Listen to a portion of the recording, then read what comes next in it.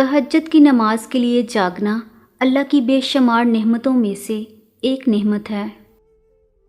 جب بات اس کے بندوں کا دل دکھانے کی آ جائے تو وہ نمازوں اور عبادتوں کو خاطر میں لاتا ہی کہاں ہے، پھر کچھ کام نہیں آتا، نہ ہی جوابات اور نہ ہی دلائل، پھر تو مکافات عمل ہر حال میں ہو کر رہتا ہے۔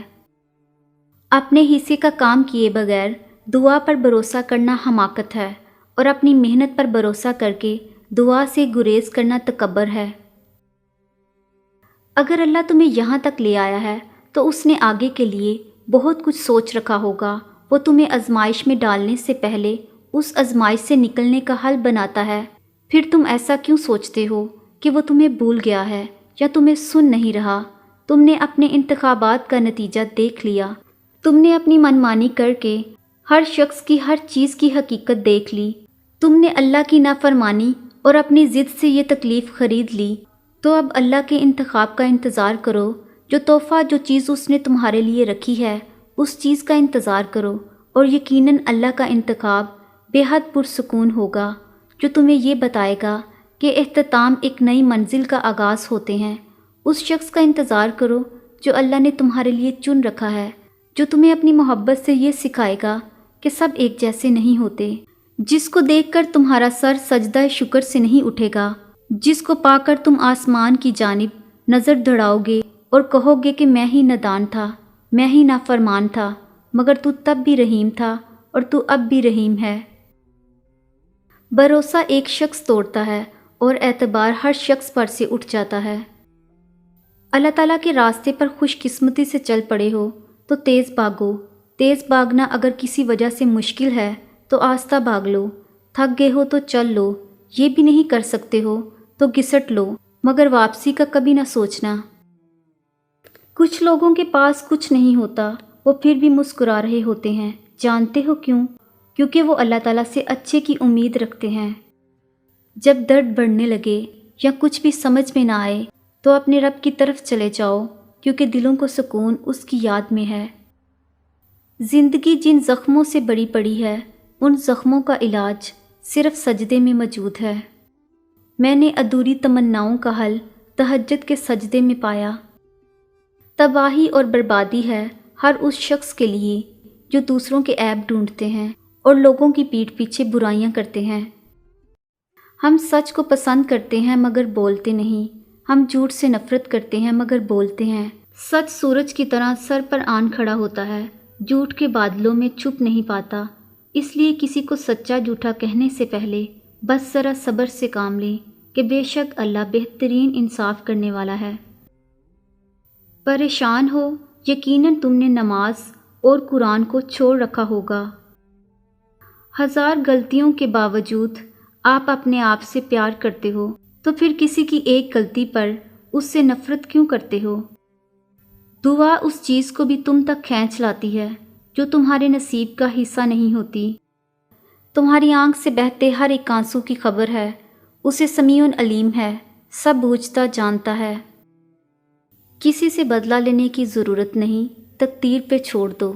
جنہوں نے آپ کے لیے کنواں کھودا خود ہی اس میں گریں گے، اور اگر وقت نے وفا کی تو آپ کو وہی لوگ اپنے ہی ہاتھوں کھودے کنویں میں گرتے نظر آئیں گے۔ انصاف اور سچائی اللہ تعالیٰ کے نزدیک قربانی کرنے سے زیادہ پسند ہے۔ انسان تبھی اللہ کی طرف رجوع کرتا ہے جب وہ دنیا میں اپنا ہر ہنر آزما لیتا ہے اور پھر بھی اسے چین اور اطمینان نصیب نہیں ہوتا۔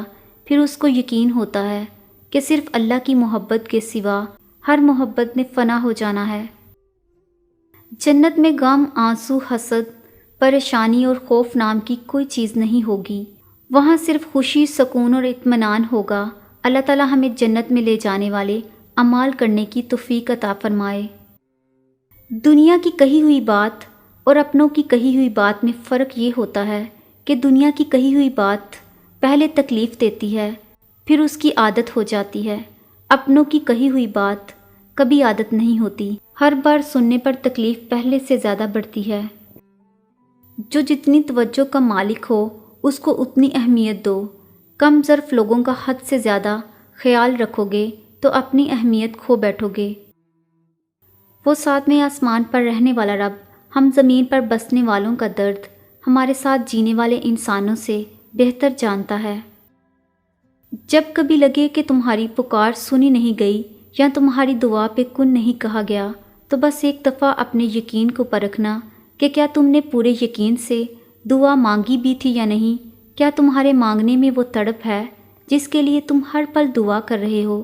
کن کہلوانے کے لیے اپنے یقین اور ایمان کو کامل رکھنا بھی بہت ضروری ہے۔ مسلسل ایک ہی دعا کو ہر نماز میں مانگنا کوئی اتفاق تو نہیں ہے۔ یقین رکھو، اللہ جب دل سے نہیں نکال رہا تو پھر اس دعا کا پورا ہونا بھی تمہارے نصیب میں لکھا جا چکا ہے۔ اب وہ کب کیسے پوری ہوگی، اس کو رب کائنات پہ چھوڑ کے سکون کرو۔ جب دکھ شدت اختیار کر جائیں تب بولنے کی غلطی مت کرنا، یہ تو صبر کے لمحات ہوتے ہیں، ایسے لمحے جب اللہ آپ کے ساتھ ہوتا ہے، اور جب اللہ ساتھ ہوتا ہے تو وہ تو انسان کو فرش سے عرش تک پہنچا دیتا ہے۔ یہ موقع گنوانے کا نہیں، سب کچھ پانے کا ہوتا ہے۔ وہ جو ایک حکم سے چاند کو 2 ٹکڑوں میں تقسیم کر کے اسے اس کی جگہ سے سرکا سکتا ہے، اس رب کے لیے تمہاری ان خاک سے بنی ہاتھ کی لکیروں کو بدلنا بھلا کیا مشکل؟ جس کے ایک اشارے پہ مچھلی اس کے بندے کو زندہ ساحل پر اگل دے، وہ کیسے پھر تمہیں اس اذیت کے سمندر میں ڈوبنے دے سکتا ہے؟ وہ رب جو تم سے سب سے زیادہ پیار کرتا ہے، وہ جو تمہیں صبر دیتا ہے، تمہیں ہمت دیتا ہے، تمہیں تہجد میں اٹھنے کی توفیق دیتا ہے، تو تم نے کیسے سوچ لیا وہ تمہارے صبر کو شکر میں نہیں بدل سکتا؟ اصل کامیابی کا ہر راستہ نماز سے ہو کر ہی گزرتا ہے، کیونکہ بنا نماز حقیقی کامیابی نہیں مل سکتی۔ وقت گزر جانے کے بعد اگر کوئی قدر کرے تو اسے قدر نہیں افسوس کہتے ہیں۔